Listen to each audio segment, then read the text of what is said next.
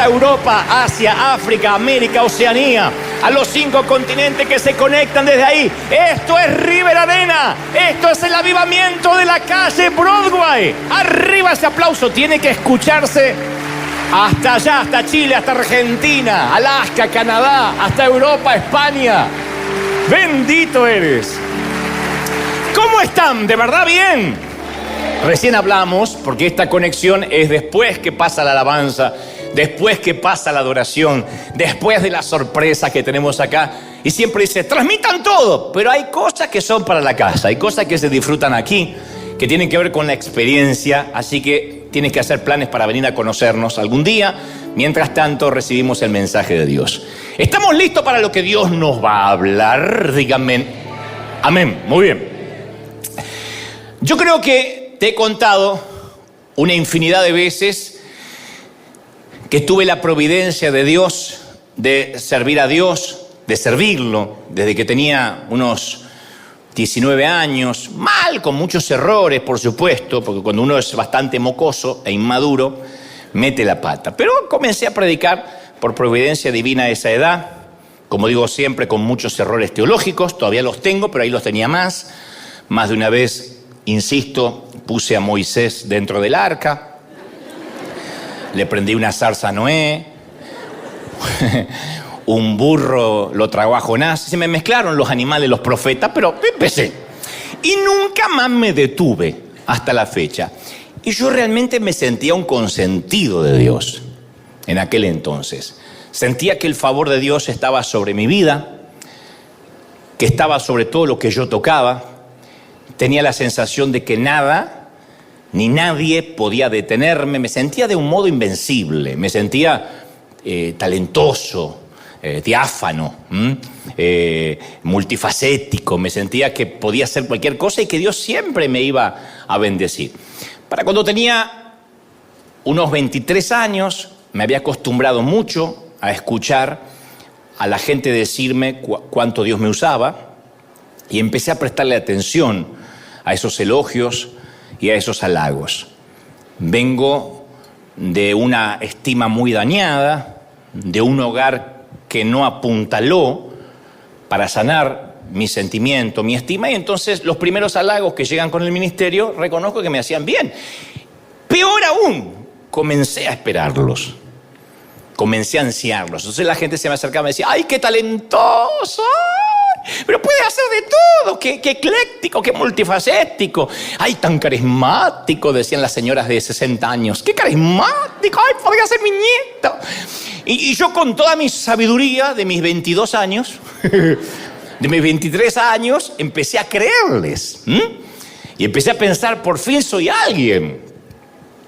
Tengo éxito, me va bien. Cuando ya tenía 24 años, moría porque me invitaran a predicar a congresos importantes. Aparecieron muchos, a esos congresos que aparecían muchos famosos en el flyer, en el afiche. Y mi meta en ese entonces era llenar la agenda de invitaciones, porque sentía que así yo estaba agradando a Dios, que tenía un calendario lleno.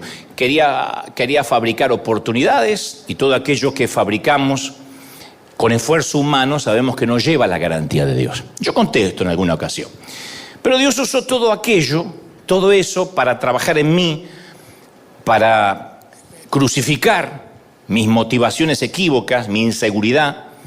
Era un tiempo que necesitaba, porque yo me estaba como haciendo o agarrándome de todos los halagos, de todas las cosas bonitas que me decían. Dicho esto, sé que alguna vez también te conté esta historia a continuación, pero voy a refrescarla a modo de introducción. Como sentía que la gente me decía cosas y yo era jovencito, yo recuerdo estar en un congreso enorme en Santiago de Chile, a los cuales a todos los chilenos les mando un saludo enorme.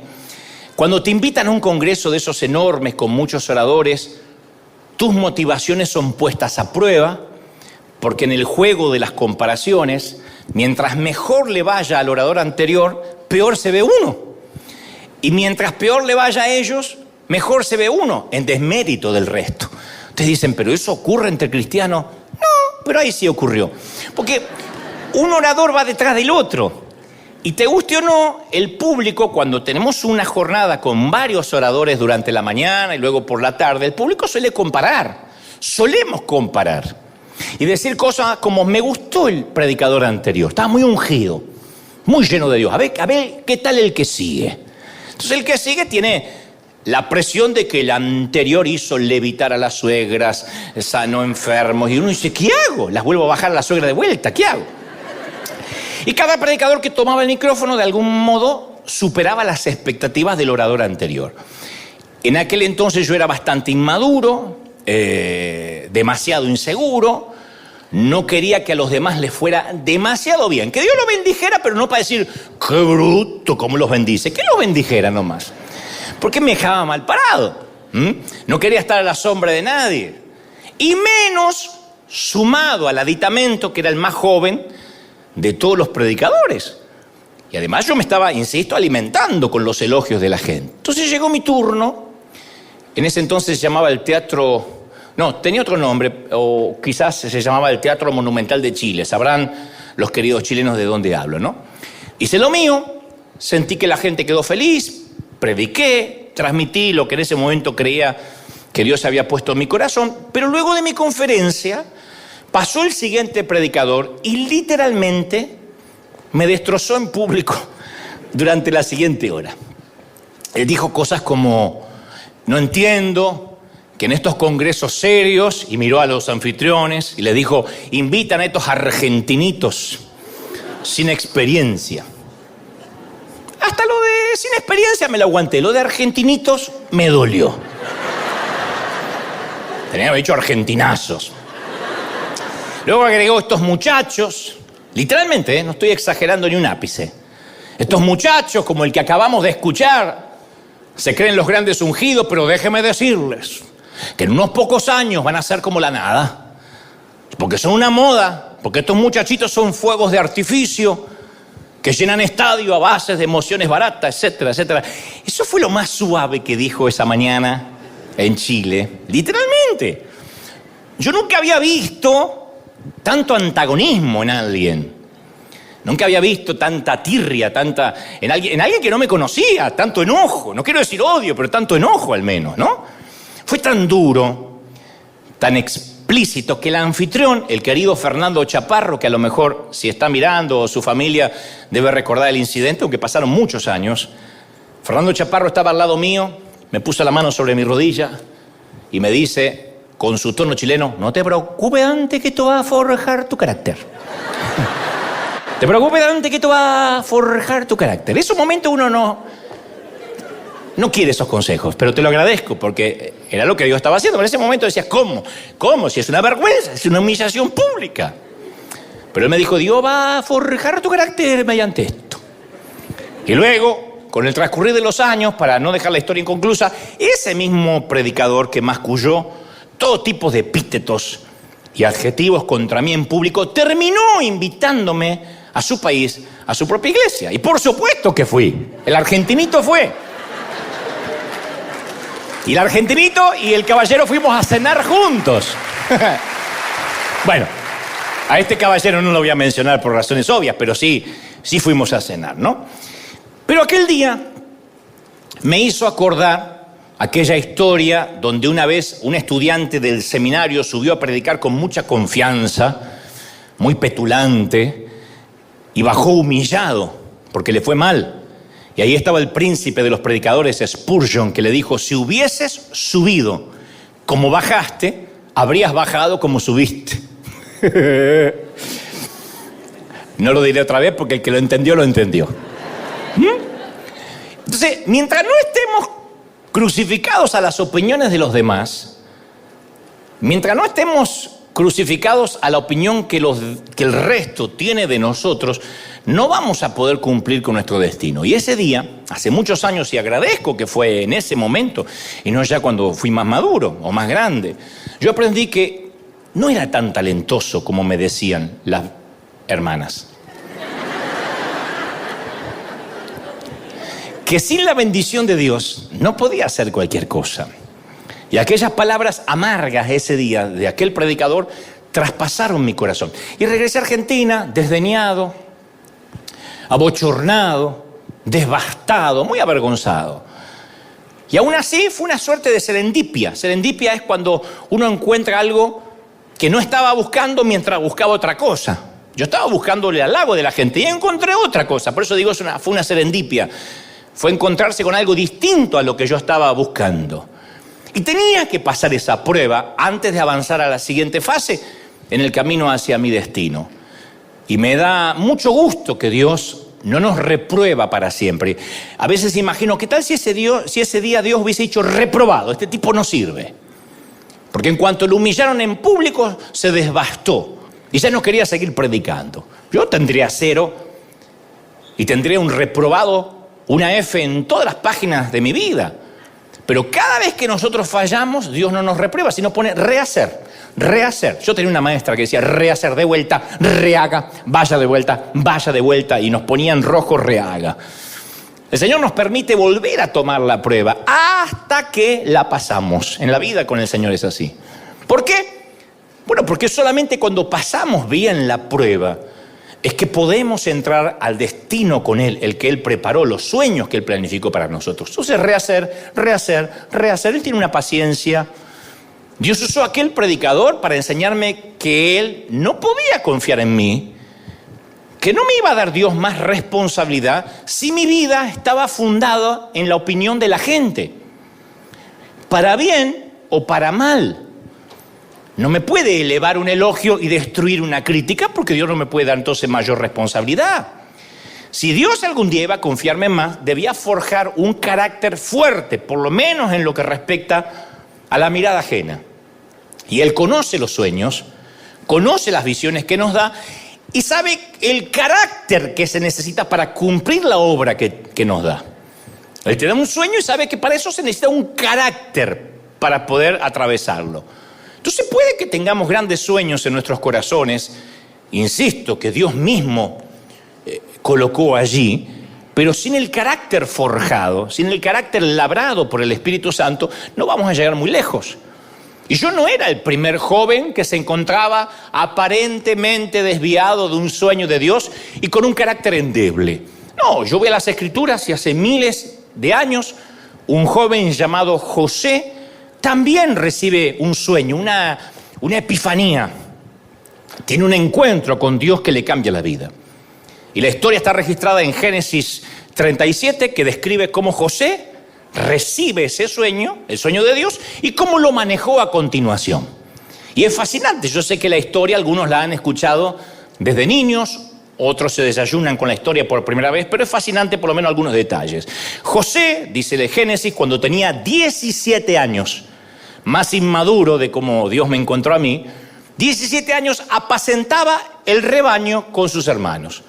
Entonces dice la palabra que José trajo, es la primera vez que aparece José y los hermanos en la Biblia. José trajo a su padre malos informes sobre sus hermanos. O sea que era alcahuete también. Chupa media del padre, como dicen en algunos países. Y entonces amaba Israel a José más que a todos sus hijos, porque era el hijo de la vejez.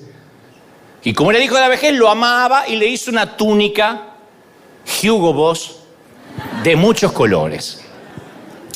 Y vieron sus hermanos, que pues tenía buen gusto el papá de José, y vieron sus hermanos que su padre lo amaba más que a todos sus hermanos, lo amaba por encima del resto. Acá la Biblia no es elegante para decirlo, porque cualquier padre diría, no, yo amo a todos los hijos por igual. Es como decía mi mamá siempre, yo amo a todos por igual. Mentira, la vieja siempre estaba con mi hermano, pero por lo menos es elegante, ¿no? Para hacer política. Acá la Biblia no es políticamente correcta. Dice, no, amaba a José por encima de sus hermanos. Por eso lo odiaban y no podían hablarle amistosamente. O sea que cada vez que le hablaban, le ladraban a José. Y luego agrega las Escrituras, y José tuvo un sueño. Cuyos hermanos no le hablaban nunca amablemente, tuvo un sueño y cuando lo contó a sus hermanos, ellos lo odiaron aún más. Entonces, a pesar de que José, tenía 17 años cuando recibe su sueño, no obstante, no alcanza a cumplir ese sueño que Dios le da hasta que tiene 30.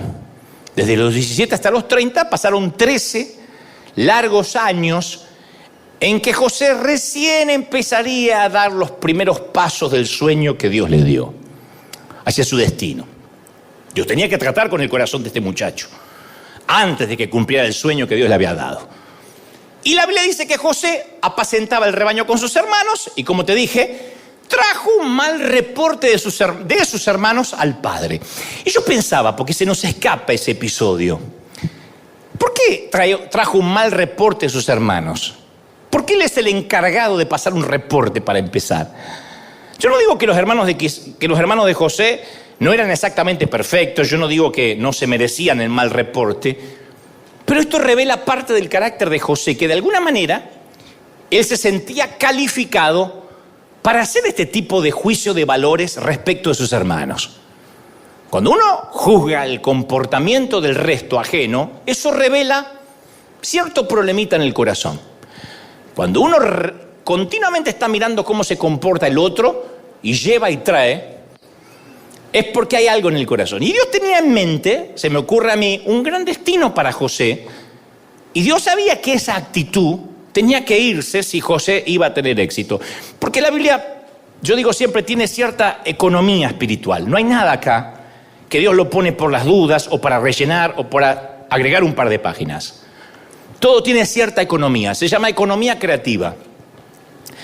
Nuestro cuerpo tiene cierta economía creativa, no te da un riñón por las dudas. Si el corazón se te arruina y se te tapan las arterias, empieza a usar el que tienes de repuesto. No hay nada de repuesto en nuestro cuerpo, todo tiene una economía creativa que debemos cuidar. No tenemos nada que sobre, y en las Escrituras tampoco nada sobra. Y si lo primero que aparece acerca de José es que él trajo un mal reporte de sus hermanos, es porque Dios quiere que lo sepamos. Entonces yo me pregunto si este era un alcahuete, si este era un chismoso del padre, ¿por qué Dios le daría un sueño tan grande a alguien tan joven? ¿Por qué Dios no esperó a que fuera un poco mayor, o un poco más sabio, o un poco más maduro, quizá? Y a mí se me ocurre que Dios lo moldeó a Josué por años para que él estuviera con el carácter necesario para alcanzar ese sueño. Porque nunca hay que olvidarse de la promesa de Filipenses 1:6. El que comenzó en vosotros la buena obra, la perfeccionará hasta el día de Cristo Jesús. Él no te deja. Alguien tiene que aplaudir más que eso si dice, sí, Él está tratando conmigo. ¡Aleluya! Él no te deja, no nos deja hasta que no haya terminado. Ahora, a veces parece que estamos atrapados entre un sueño que Dios nos da y el destino. Entonces ahí es cuando uno dice, ¿por qué estoy atrapado? ¿Por qué si tengo un sueño? ¿Por qué siento que Dios me inspiró, me equipó, me da tanto deseo de hacer cosas y todavía no las estoy haciendo? Parece que uno queda atrapado en el tiempo, en un bucle de tiempo. Pero no es que estamos atrapados, sino que Dios está trabajando en nuestro corazón y nuestro carácter. Y vamos a seguir pasando determinadas pruebas de manera crónica y repetitiva, solo que en niveles diferentes de la vida. Es similar a las matemáticas en la escuela. Las matemáticas, uno las rinde en tercer grado, hace la prueba y dice, bueno, ya nunca más voy a estudiar matemáticas. No, en cuarto grado vuelve matemáticas. En quinto grado regresa matemáticas y cada vez más difíciles. Con esas cuentas y esos problemas que nunca yo pensé que me iban a servir para algo y de hecho nunca me sirvieron para nada. Nunca entendí en qué me sumaría en la vida. Se van a revolcar mis maestras en la tumba. Pero ¿de qué serviría en la vida aprender un problema de regla de 3 compuesta? Pero bueno, tenía que estudiar. Y yo decía, ya terminé matemáticas. Y en sexto grado volví a matemáticas. ¿Por qué? Porque en diferentes niveles uno va aprendiendo otros conocimientos. Entonces la buena noticia es que cada vez que pasamos una prueba con Dios, recibimos un nuevo nivel de responsabilidad. Un nuevo desafío en cuanto a lo que Dios nos confía. ¿Me están siguiendo, sí o no? A medida que vamos pasando. Pero con cada nuevo nivel de responsabilidad enfrentamos un nuevo nivel de prueba en el área del orgullo, en el área del carácter. Por eso hay un pequeño consejo que aprendemos de la vida de José. Cuando recibes un sueño de Dios, lo primero que tienes que hacer, no hagas como José o como este servidor, cierra la boca, no lo cuentes. Cuando Dios te dé un sueño, te lo voy a decir en español del Cervantes, cierra la jeta. Dile al que está a la derecha y a la izquierda, cierra la jeta si Dios te dio algo. No lo cuentes. No lo cuentes. José cometió el error de contarle a los hermanos y los hermanos lo odiaron aún más. Dice que lo odiaban por causa de sus sueños y de sus palabras. De sus sueños y de sus palabras. O sea, no eran solamente los sueños de José lo que alteraba, lo que ofendía a los hermanos, sino la manera en que hablaba de esos sueños. Para el que no conoce la historia, José tiene unos sueños donde aparentemente la metáfora es que sus hermanos y su padre se inclinaban ante él. Cosa que iba a pasar cuando él luego estuviese en el segundo lugar al lado del faraón. Pero él lo cuenta y lo habla, era bocón porque tenía algo de sangre hispana, José, lo cuenta y dice, no sabés lo que Dios me va a dar. Entonces, y eso hizo que lo odiaran más. Si queremos avanzar hacia nuestro destino, cosa que yo aprendí tarde, uno tiene que aprender a cerrar la boca, que es la prueba más difícil. Es lo más difícil. El problema parece que está centrado en la boca, pero en realidad empieza en el corazón. Porque Jesús dijo en Mateo 12:34, porque de la abundancia del corazón habla ¿qué? La boca.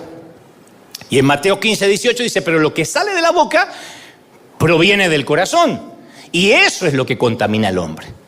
De modo que si tenemos problemas con lo que sale de nuestra boca, necesitamos echar un vistazo dentro de nuestro corazón, no es solo la boca.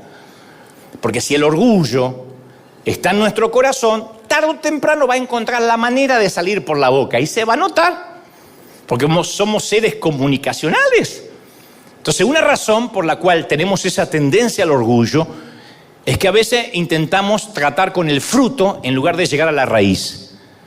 Cuando vemos el fruto del orgullo, cuando vemos que metemos la pata, sí, somos tocados por Dios, sacamos unas tijeras y podamos las hojas, quizá arrancamos alguna que otra ramita y decimos, me tengo que cuidar de no decir. Le conté al padrino que me compré una camioneta y mirá la cara que hizo, la próxima vez me callo la boca. Le conté a fulanito que Dios me bendijo con una casa y me miró con una cara de asco, no sé, lo tenía que haber contado, ¿para qué lo puse en Instagram? Y creemos que es cambiar un modo de vida, cambiarle el fruto. Pero si no tratamos con la raíz, va a continuar apareciendo en nuestras vidas, retrasando nuestro destino. Hay una raíz de orgullo que tiene que ser podada. De otro modo, vamos a seguir luchando en ese área. La raíz es la inseguridad. Cuando yo comencé, no era orgulloso, era inseguro. Y la inseguridad se ve como orgullo. Yo quería recibir halagos no porque era un orgulloso, aunque ustedes digan, y sí, argentino. No, yo quería recibir halagos porque era inseguro. Sé que los argentinos tenemos fama de agrandados, pero no crean eso.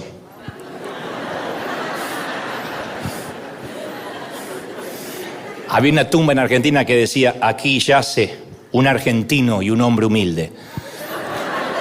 Y un mexicano dijo, mirá, entierran dos tipos a la vez en la misma tumba acá.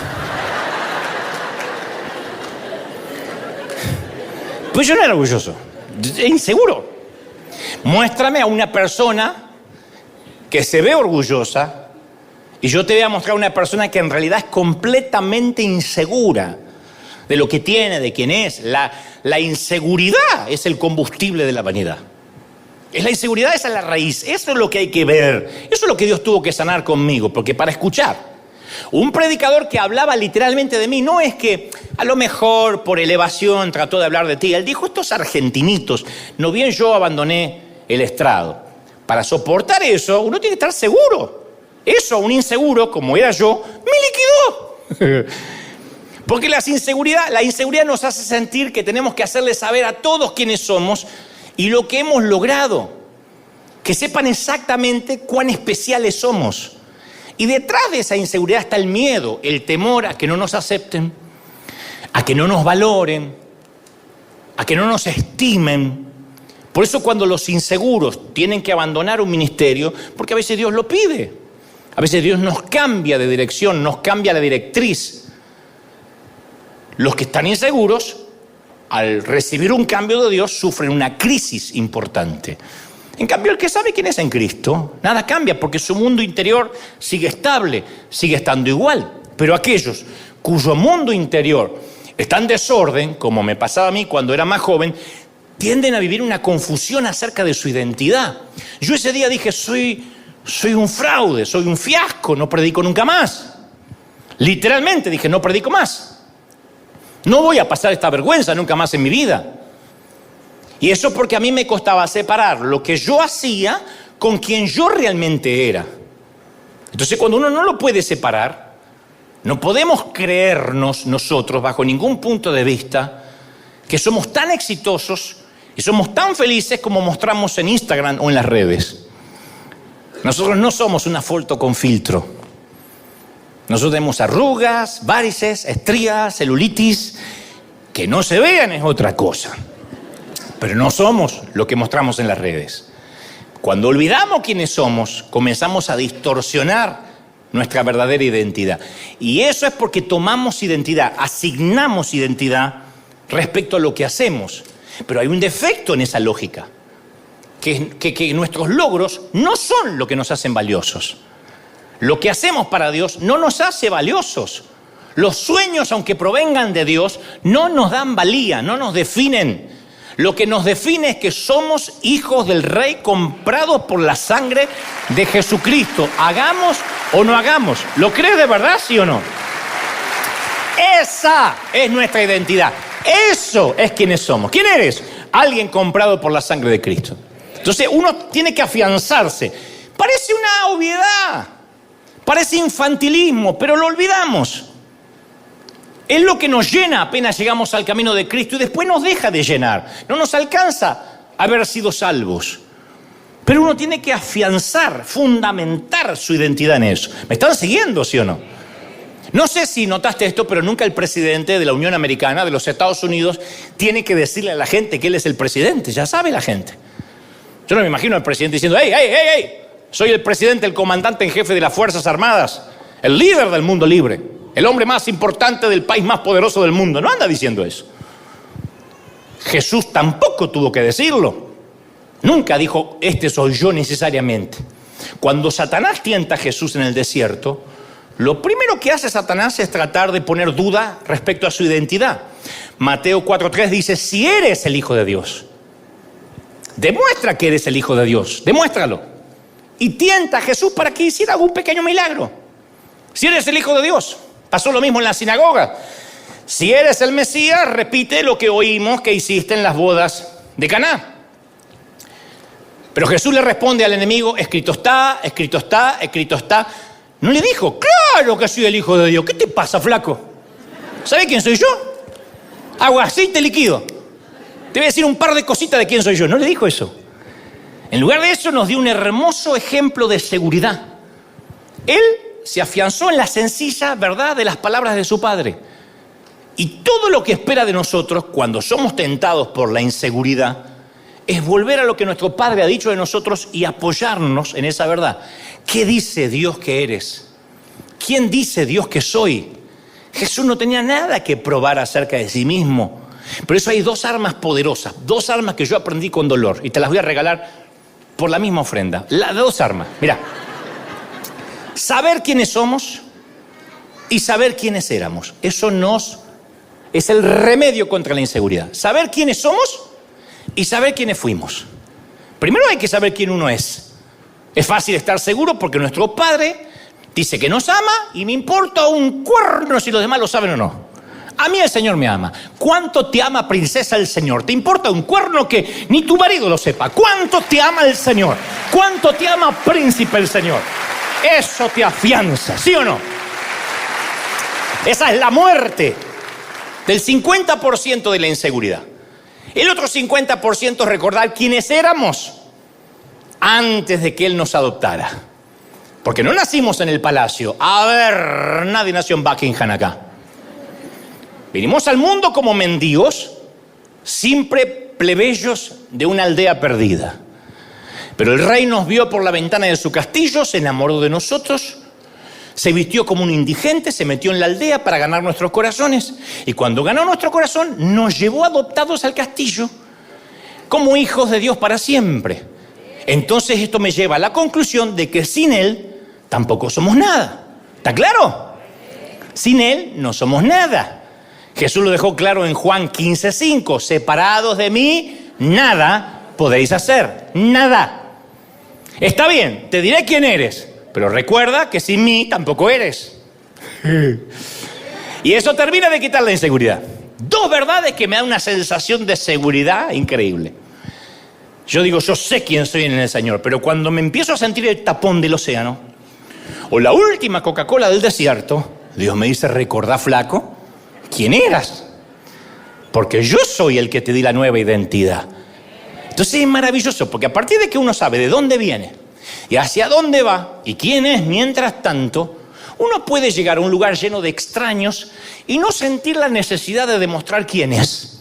Uno se siente más importante que cualquier actor, que cualquier ganador del Nobel, del Pulitzer, porque era mendigo, Dios me hizo príncipe, sé quién soy y eso hace que yo camine pechito de paloma por la vida.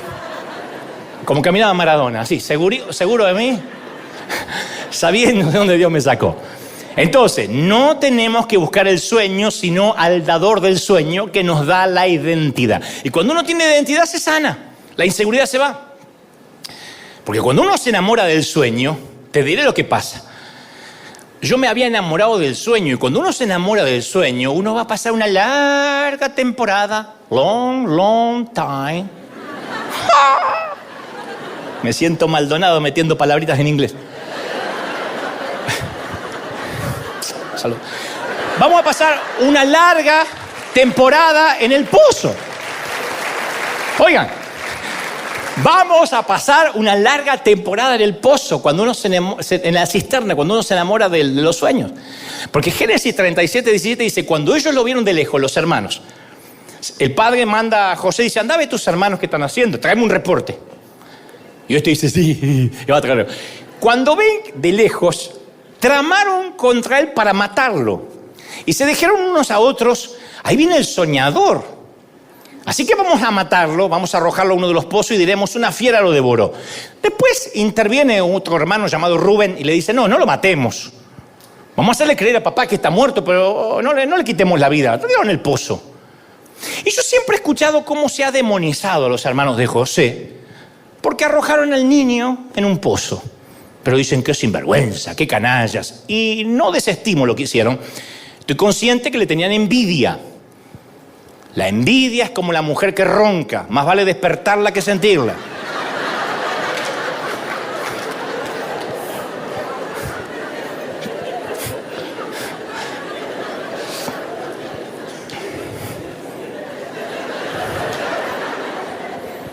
Te la tiro para que la guardes en tu corazón. La envidia concluye en, esta persona tiene lo que yo quiero. ¿Ah? Yo quisiera tener su inteligencia, su apariencia, o su ministerio, o su pareja, o su clase, o su dinero. Como yo no puedo tenerlo, yo quisiera que él no lo tenga. Eso es la envidia. Es la bilis tóxica. Es el patógeno pernicioso, pestilente, pútrido, que enferma el cuerpo de Cristo. Si nosotros en la iglesia no damos nada, van a poner en las redes, se llenan los bolsillos con el evangelio. Si salimos a dar, que no sepa tu izquierda lo que da tu derecha. Si nos va bien, en el caso mío, si me va bien, y se fue porque están los dólares allí. Si me va mal, eso le pasa por irse. Entonces, envidia es el deseo no consumado, sumado al resentimiento. No nos gusta ver en el fondo a alguien que le vaya demasiado bien en desmérito de nosotros. Y más si a él le va bien en algo que nosotros fracasamos, o lo que es peor, en aquello que nunca intentamos siquiera hacer. Y el apóstol Pablo dijo, alégrense con los que están alegres. Uno diría, ¿de verdad necesitamos ese consejo casi básico? Alégrense con los que se alegran, lloren con los que lloran, dijo Pablo. Sí, es necesario ese consejo. Porque la envidia me hace llorar cuando otros se regocijan. Y me hace regocijar cuando otros lloran y le va mal. Así de cruel es la envidia. Viste, yo sabía que le iba a ir mal. Y me regocijo porque al otro le fue mal. Y complacer a la envidia es como querer calmar la sed con agua de mar, con agua salada. No obstante, cierro el paréntesis de la envidia de los hermanos de José, yo por un ratito quiero hacer el abogado del diablo y defender un ratito a los hermanos de José, o al menos demostrar que no son tan culpables como se ve a primera vista de las desgracias de José. Primero hay que convenir, a ver si estamos de acuerdo en esto. No voy a insultar vuestra inteligencia, así que sé que van a entenderme. Hay que convenir que no podemos avanzar hacia nuestro destino al menos que salgamos de un pozo, del pozo en el que caímos. Los hermanos de José lo meten en un pozo. No lo matan, lo tienen allí y le hacen creer al padre que murió. Ahora, si queremos salir de los pozos de la vida, es importante entender por qué caímos en el pozo, si no, no vamos a salir. Hay muchas razones por las que terminamos en pozos. No importa en cuántos pozos estés ahora. Podrías estar, de hecho, en varios pozos a la vez.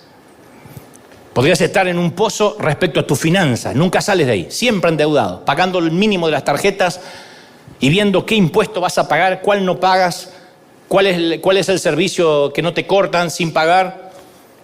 Podrías estar viviendo en un pozo en el matrimonio, en algo que no se arregla nunca. En un pozo en el ministerio. No ves fruto a pesar de años de esfuerzo. O en un pozo en tu salud. Sales de algo y te metes en otra cosa. Terminó la tos y empieza la fiebre. Terminó la fiebre y te descubren otra cosa. Y sientes que estás en una cisterna en cuanto a tu salud. Entonces, señores, la pregunta no es si Dios puede librarnos o no del pozo. La pregunta es si comprendemos antes que nos libre por qué caímos en el pozo. Y ustedes dirán, ¿y por qué voy a caer? ¿Porque mis hermanos me tiraron? Y esa mentalidad de víctima que se adopta en la actualidad es culpar siempre a los demás de nuestros problemas. Y entonces le damos a los demás la autoridad para sacarnos del pozo. Si los demás fueron culpables de tirarme ahí, son los únicos que también pueden sacarme de ahí. Le estoy otorgando un poder al otro cuando me pongo en víctima. Si fue tu esposo, tu esposa quien te lastimó y la culpa es de él, entonces le estás dando un poder que así como te lastimó es el único que podría sanarte. Es fácil culpar de nuestro problema o nuestro pozo a nuestros padres, a nuestros cónyuges, al pastor o hasta al gobierno. Mira, la mayoría tuvimos una infancia difícil. Y si tus padres te rechazaron cuando eras un bebé, hay un momento que uno tiene que decir, bueno, mira, lo siento mucho, pero ya está. Hay un momento que uno tiene que superarlo. No puede llorar toda la vida. No me quisieron cuando bebé. Supéralo. Es que apenas pasé los 54 y no lo puedo superar. Toda una vida. Entonces, hay momentos que hay que dejar ese incidente atrás y mirar hacia adelante. Aun cuando los pecados de la familia fueron los que te arrojaron al pozo. Ellos no son los responsables de que estés en ese pozo. Ella no. ¿Cuánto voy a culpar yo a mi papá? Mi papá era un alemán frío. Mi mamá estaba enferma cuando yo era chiquito. Ya está, lo puedo contar para bendición de la gente, para ver cómo la resiliencia o uno puede salir adelante con la ayuda de Dios, pero ponerme en víctima, ¿cuánto tiempo? Somos los únicos responsables de salir del pozo. Del pozo económico, del pozo de la salud, del pozo matrimonial, del pozo ministerial. ¿Me están siguiendo, sí o no? Entonces conozco mucha gente que siempre el problema es los demás. La gente me envidia. O sea, no es la forma en que actúo, no es la forma en que yo me comporto, no es la forma en que hablo, no es la forma en que trato a los demás. No, los demás están contra mí. ¿De verdad? No soy responsable de nada. Mis hermanos me odian y me detestan porque simplemente tengo una túnica de colores. ¿De verdad? ¿No sumé nada a esa túnica? Entonces uno necesita considerar si somos el problema, si somos parte de la razón por la que estamos en el pozo. Yo podía haberme enojado toda la vida con el hombre que habló mal de mí en Chile. Sinvergüenza, Satanás, ya Dios te va a crear una pierna, 2 suegras te va a mandar. Yo podría haberlo maldecido. Y reconozco que me enojé, pero en un momento tuve que desviar el eje y decir, ¿qué quiere Dios enseñarme? ¿Por qué me hizo mal? ¿Por qué me liquidó? ¿Por qué me destruyó? ¿Por qué dependo de lo que dice un hombre que ni siquiera me conoció nunca ni jamás tomó un café conmigo? O sea, diré esto, nunca saldremos del pozo hasta que dejemos de culpar a nuestros hermanos por habernos arrojado al pozo. Jesús tenía la oportunidad José tenía la oportunidad perfecta para desarrollar una mentalidad de víctima. Porque él estaba tratando de obedecer a su papá cuando sus hermanos lo lanzaron a la cisterna. Y sabemos que sus hermanos lo envidiaban y lo odiaban. Correcto, así dice la Biblia. De manera que habría sido fácil que los hermanos de José cargaran con toda la culpa del incidente del pozo. Y habría sido muy fácil para José enfocarse solamente en los pecados de ellos y nunca echar un vistazo a su propio corazón.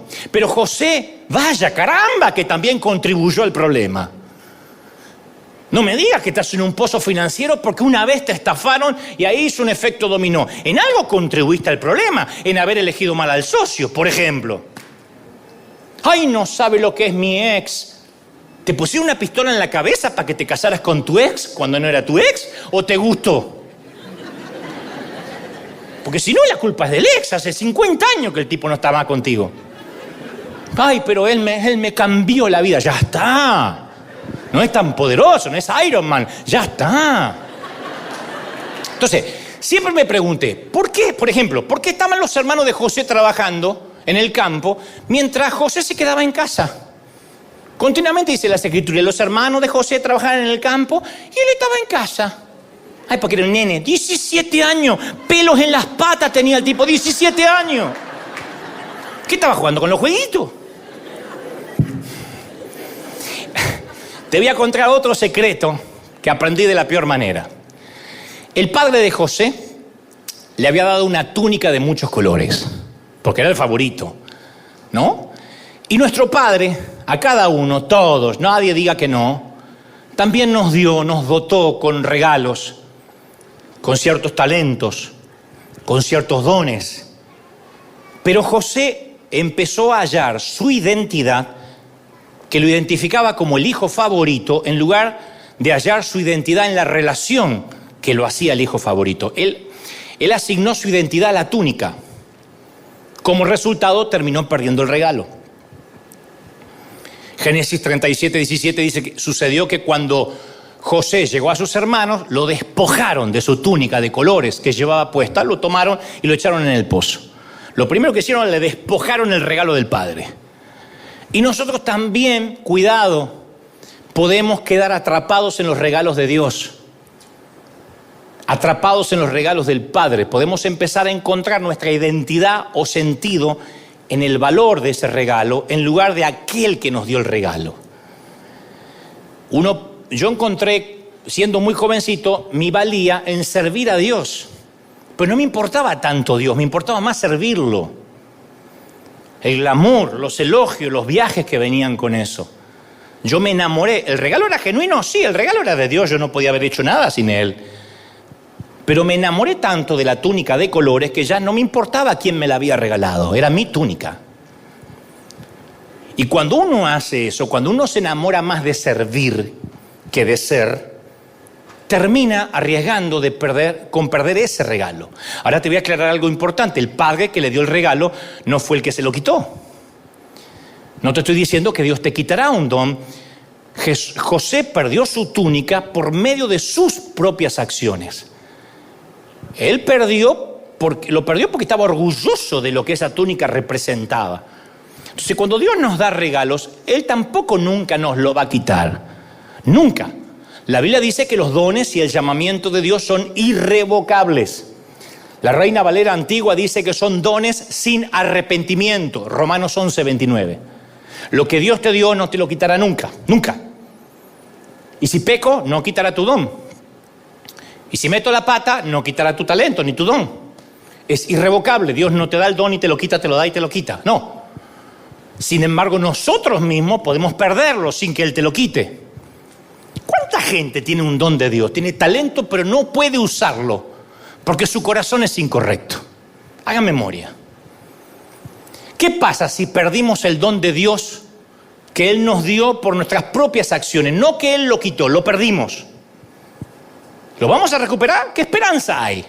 Bueno, yo te animaría a ver el final de la historia de José. José terminó siendo el gobernador de Egipto, el segundo hombre más poderoso del mundo conocido.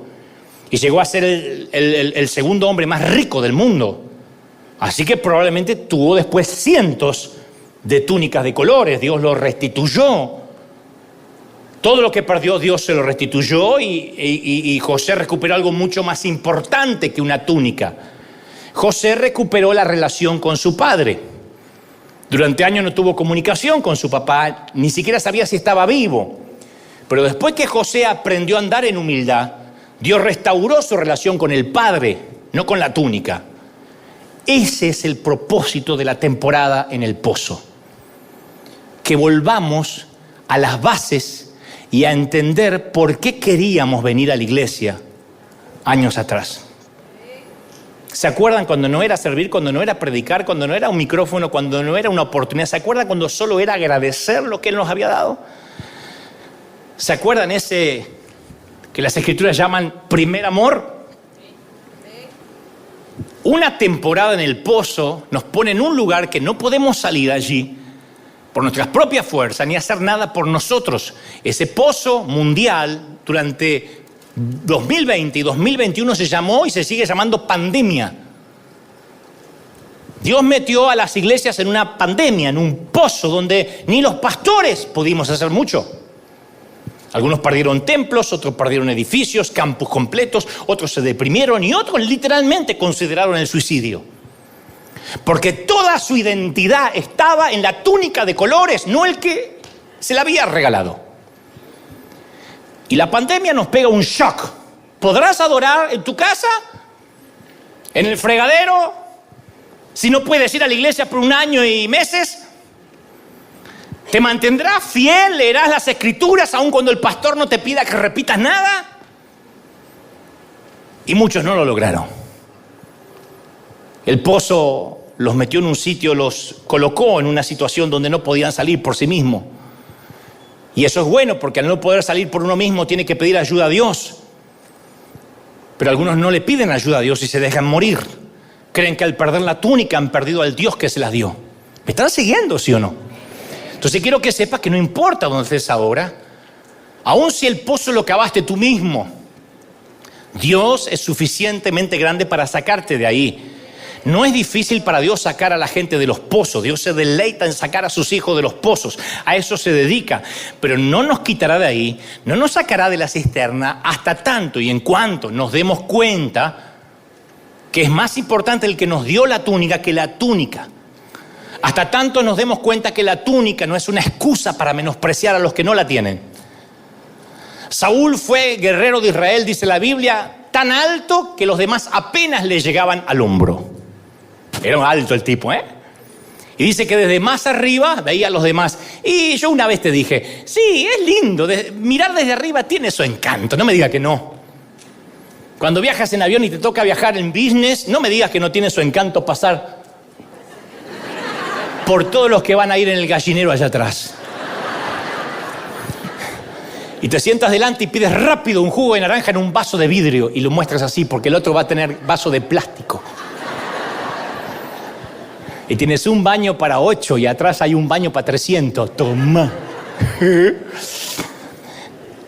Cuando viajamos a El Salvador para la toma de posesión del presidente Nayib Bukele, que también te lo relaté, el presidente puso todo su aparato de seguridad para mí. No paré en los semáforos, 2 días, no paré en los semáforos, no hice fila, no pasé por seguridad. Llegué al aeropuerto, me estaban esperando por aquí, señor, por aquí, señor. ¿El pasaporte? No hace falta el pasaporte. ¡Oh! ¿Paso por seguridad? No, dije, ¿por qué no traje más cosas? Pero no tenía que abrir puertas, ¿de verdad? Iba a abrir la puerta y me la abrían la puerta. No cargué maletas. Me agarraron las maletas y desaparecieron y ya están en su lugar. No entraron a vestirme porque soy pudoroso, si no me hubiesen vestido. Me pusieron custodia, motos, un ejército que me abría paso. Yo iba. Por un par de días fui el segundo a bordo del Salvador. Toma, por 2 días. No sabés lo que era. El único más importante que yo en El Salvador era el presidente electo. Porque yo iba a orar por el presidente, así que me pusieron todo el aparato gubernamental para mí.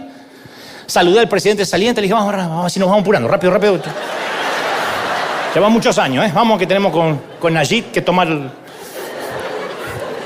posesión. Bueno, y yo pensé, yo puedo acostumbrarme a esto. ¿Sabes lo que es? Que el GPS te muestra, que hay 40 minutos de tránsito. Yo digo, pero son 40 minutos, no vamos a llegar. No, está toda la custodia allá afuera. Literalmente, 4 minutos. Llegamos. Las motos iban haciendo pateando a la gente.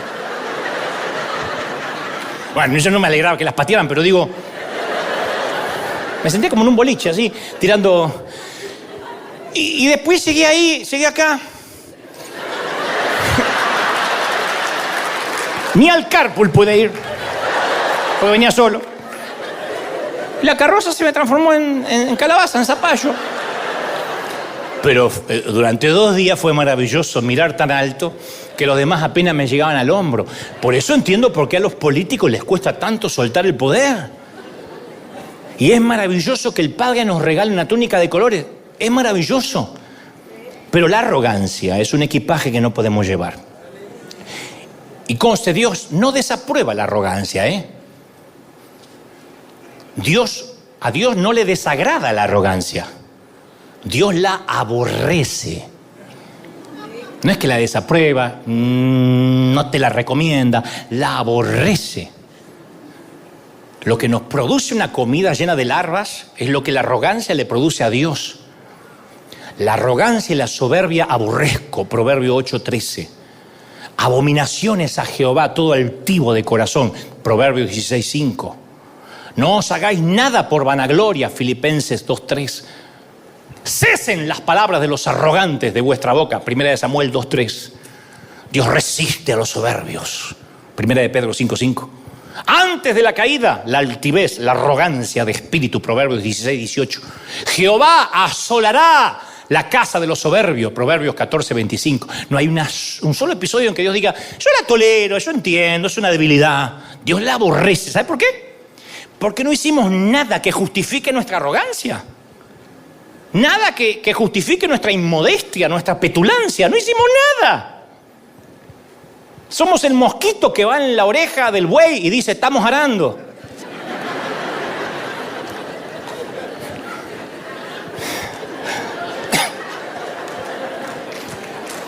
O que va en la oreja del elefante y se los pasamos por arriba. No le dan premios al lienzo que el pintor usa. No hay un Pulitzer para la tinta que utilizó el periodista. No hay diplomas para el escarpelo que usó el cirujano. Son instrumentos. Nunca le van a entregar un premio Nobel a un escarpelo, a un bisturí. ¿Por qué? Porque no somos merecedores del aplauso, somos los instrumentos. Y no es que Dios tiene un problema de ego, porque a veces lo pintamos como que a Dios le cuesta compartir su ego. Nosotros tenemos el problema de ego. 2 días yo estaba en El Salvador y me quería ser salvadoreño. Yo digo, yo no, nunca más tránsito. ¿Sabes lo que es nunca más tránsito? Decía, quiero tal cosa. Había 4 personas que me la traían. Maravilloso. 2 días. Y me sentía DiCaprio en el Titanic.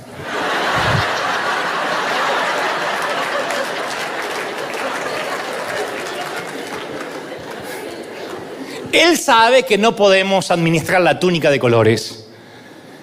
Él sabe que el elogio nos atrofia el cerebro y torpemente pensamos que se trata de nosotros y olvidamos que somos polvo, que somos rescatados del pecado. Por eso dije, a ver, te va a sanar quién eres en Dios, perfecto, pero también tienes que recordar quién eras sin Dios.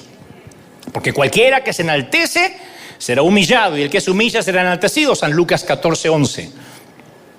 Entonces, con la misma intensidad que Dios aborrece la arrogancia, ama la humildad. Le da honra, dice, a la honra la precede la humildad. Le da sabiduría, dice, a los humildes, con los humildes está la sabiduría. Nunca van a ver ustedes un tipo sabio y orgulloso. Porque si es sabio y orgulloso, alguna de las 2 cosas son falsas. Es como decir, es reggaetonero y hace buenas letras. Una de las cosas son falsas, o no es reggaetonero o las letras no son de él. Le da dirección, enseñaré a los mansos su carrera. Le da gracia, Dios le da gracia a los humildes. Le da belleza, dice, hermoseará a los humildes con la salvación. Nunca dice hermosearé al orgulloso. Y Dios ofrece para cada uno gozo. Dios nos da una cuota de alegría. Pero como una vez te conté, uno puede ir a un congreso, a un concierto, conforme lo que te gusta presenciar, y tener el gozo del oyente. Uno puede ir a un estadio de fútbol a jugar a Messi, a Ronaldo, pero sufrir porque uno no es Messi ni Ronaldo. O compartir el gozo del jugador o del orador. Uno puede ir a un congreso profético, a una iglesia y decir, yo quiero ser como él, o como ese cantante. Pasa el hombre en el fútbol, en la oratoria, en la dialéctica, en la música, y comparte su don, y todos nosotros agradecemos por prodigar ese don, por compartirlo con nosotros. Sin embargo, hay una forma de perderse el gozo de ir a un concierto, de ir a un partido, de ir a una iglesia, y es desear que fuera uno el que está en la cancha. Y capaz que algún día voy a estar en la cancha jugando, pero ahora no es mi temporada. Y te lo digo por experiencia. Yo iba a grandes cruzadas y las disfrutaba, pero después me amargaba porque yo quería ser el predicador y Dios tenía que tratar con ese corazón equívoco. Porque uno se empieza a comparar con la alegría que tiene Él.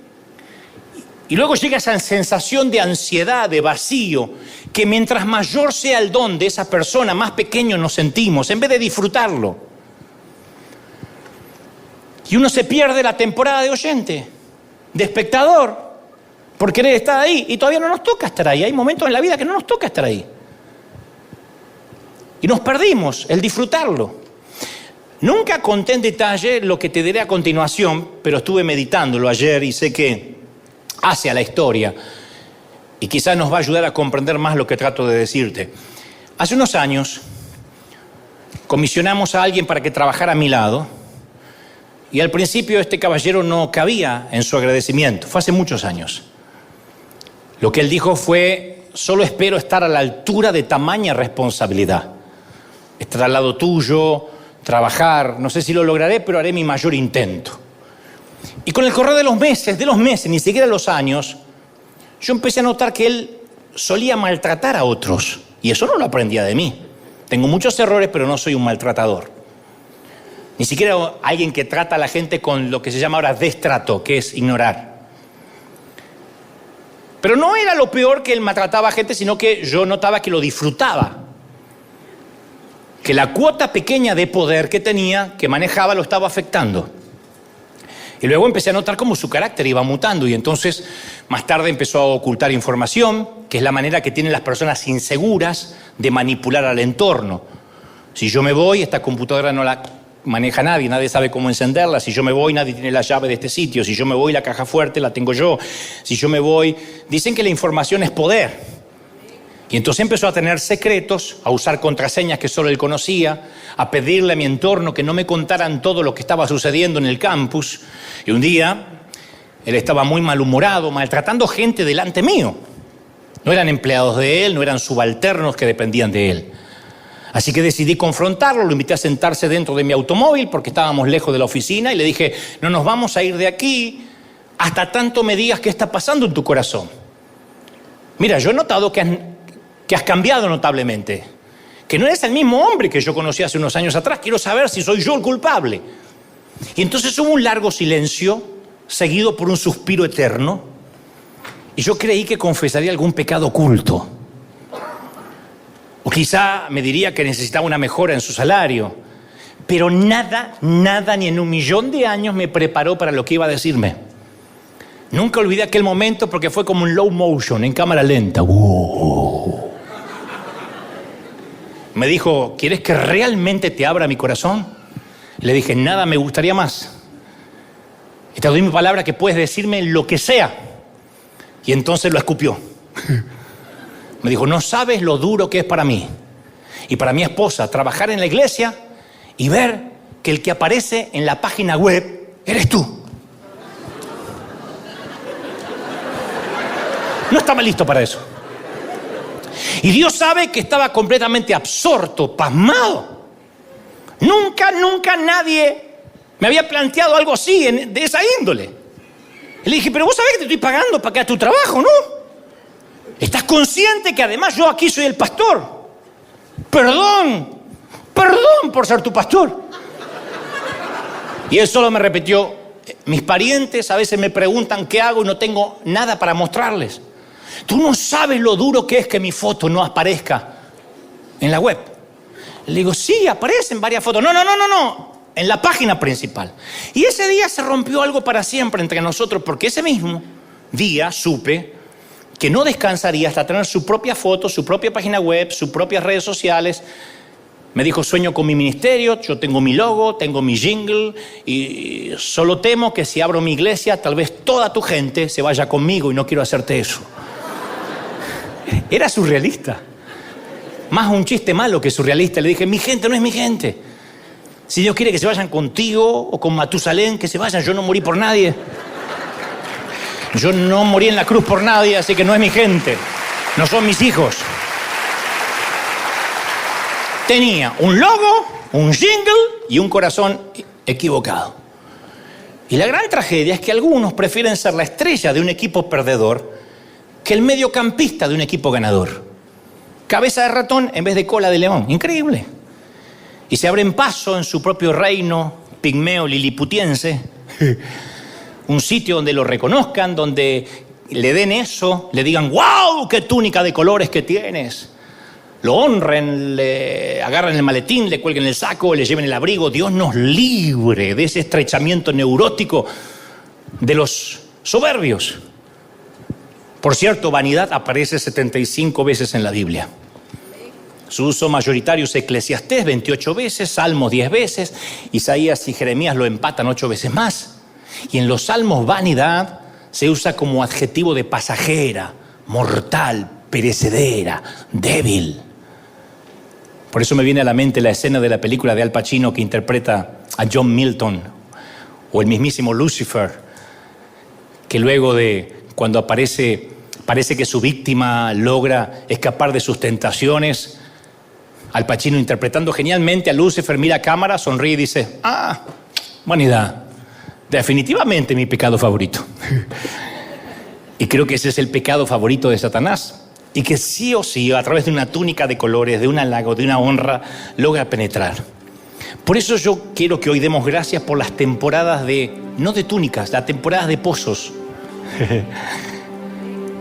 Porque yo pienso que, en alguna parte de ese pozo, José tuvo que haber cambiado.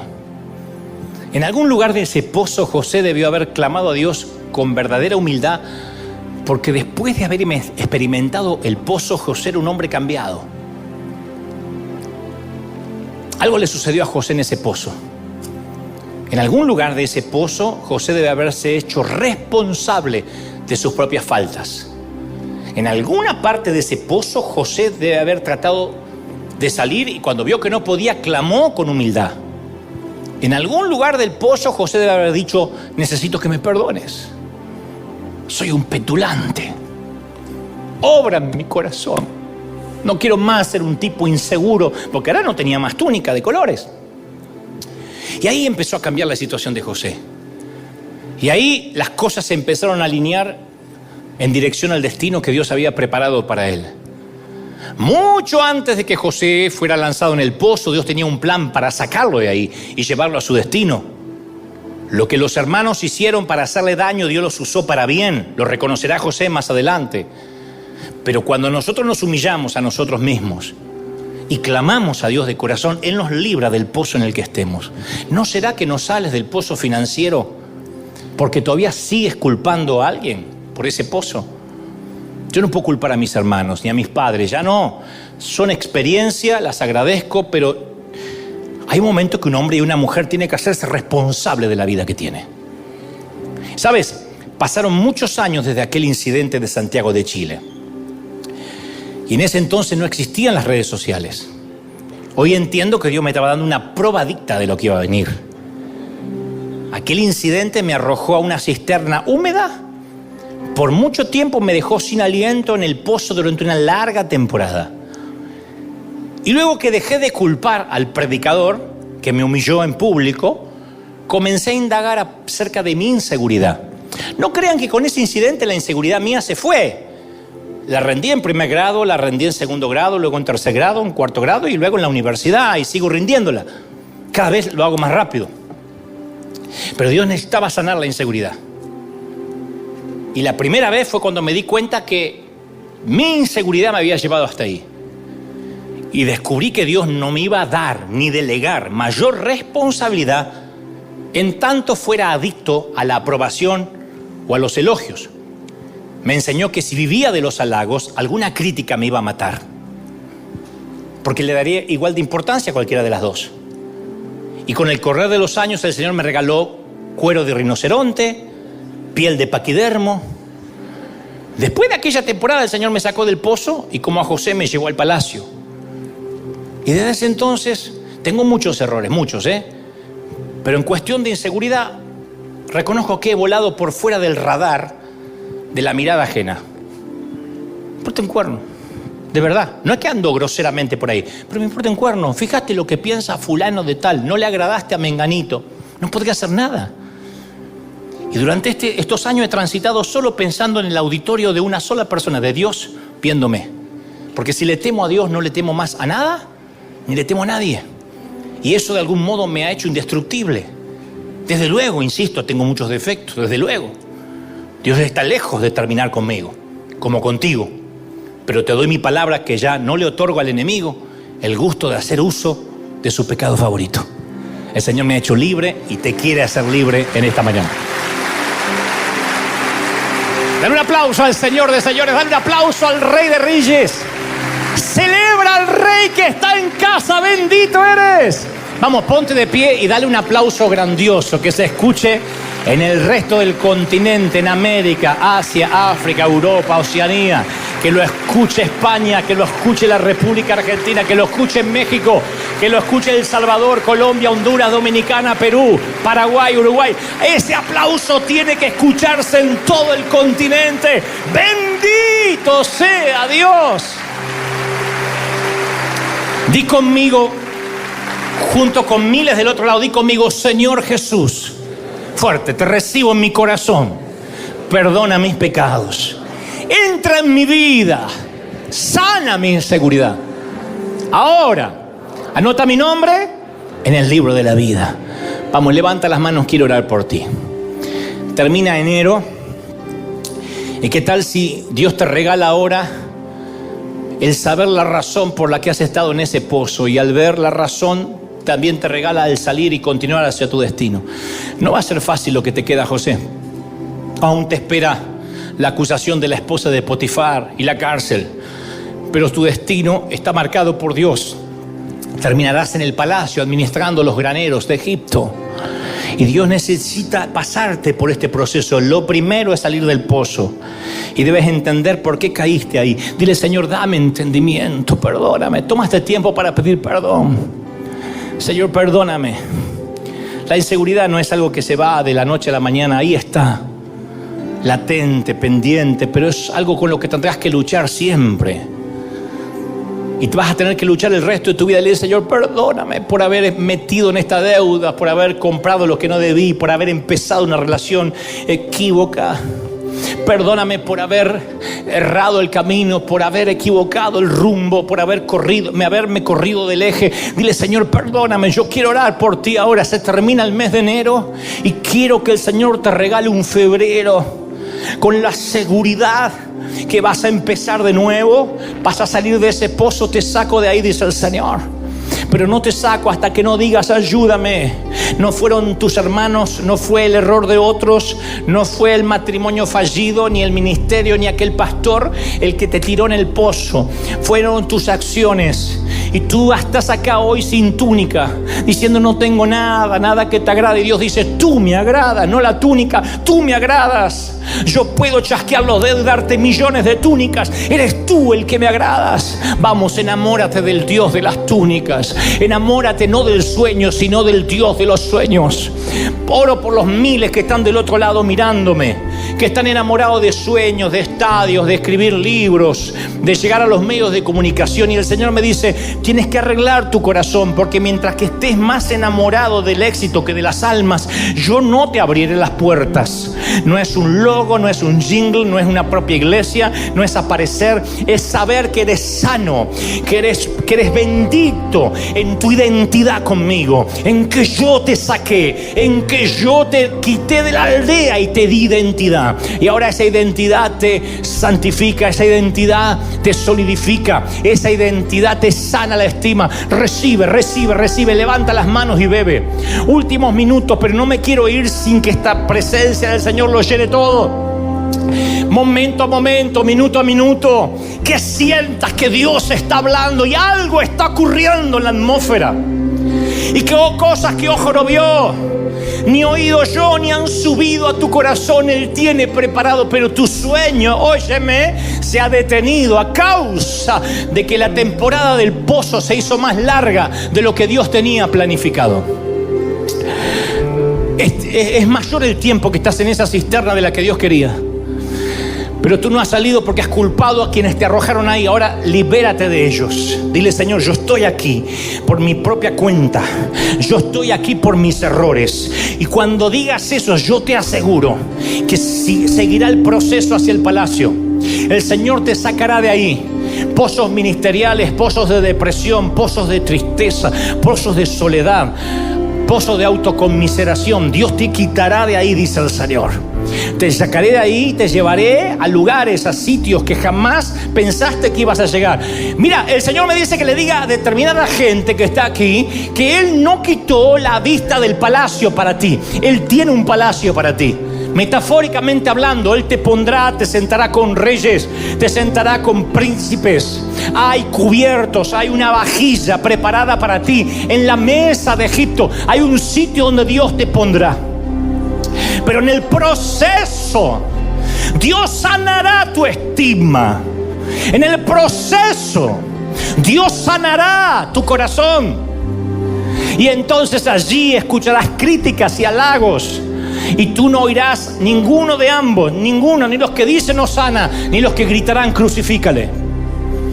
Pero si tú recibes y te llenas con los halagos de la entrada a Jerusalén, cuando ese mismo pueblo grite crucifícale, te dañará el corazón. Las coronas de espina no estarán sobre tu cabeza, sino sobre tu alma, sobre lo más profundo de tus entrañas. Libérate. Tu reino no es de este mundo. Libérate de la opinión de la gente. Vamos, quita la opinión. Vuela por fuera del radar.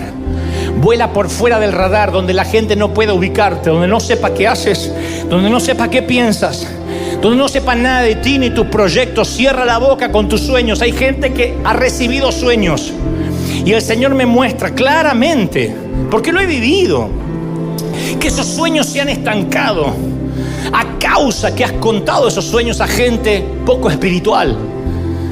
Y ellos soltaron espíritus de envidia, de celos.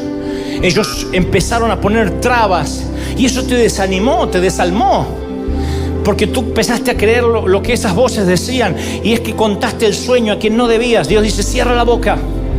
Es que yo voy a llevarte donde quiero. Yo me empeciné con tu vida. No te dejo hasta que no haya hecho contigo lo que dije que iba a hacer. No termina ni siquiera este mes. No termina este mes. Mañana es 31. No termina el mes hasta que veas incluso de que yo no he cortado el plan contigo. Yo no he retirado mi mano de ti. Mi mano no se ha cortado sobre ti. Yo te bendigo, dice el Señor.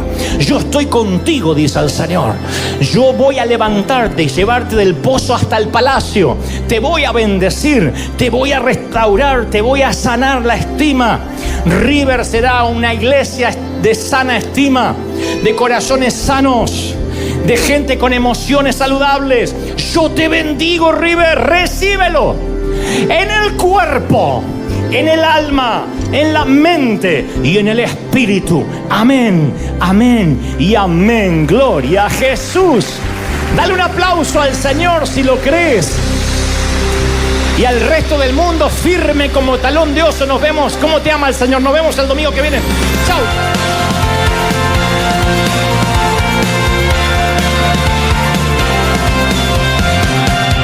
Apareciste una noche de soledad, abandonado y perdido te reconocí. Tu voz diciéndome: no temas, yo estoy aquí. El Padre me envió por ti. Y me curaste las heridas, me sanaste, mi Jesús. Todas mis cargas las dejaste allí en la cruz. algo tan grande no lo puedo comprender. Oigo tu dulce voz diciéndome una y otra vez: oh, oh, oh, eres bienvenido, eres amado una y otra vez. Oh, oh, oh, bienvenido a River, eres amado.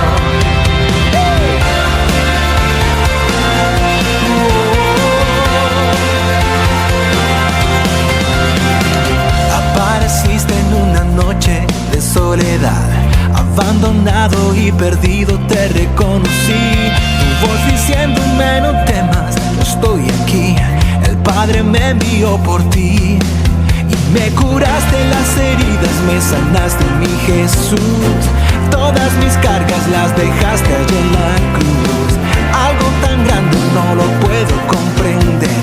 Oigo tu dulce voz diciéndome una y otra vez: eres bienvenido, eres amado.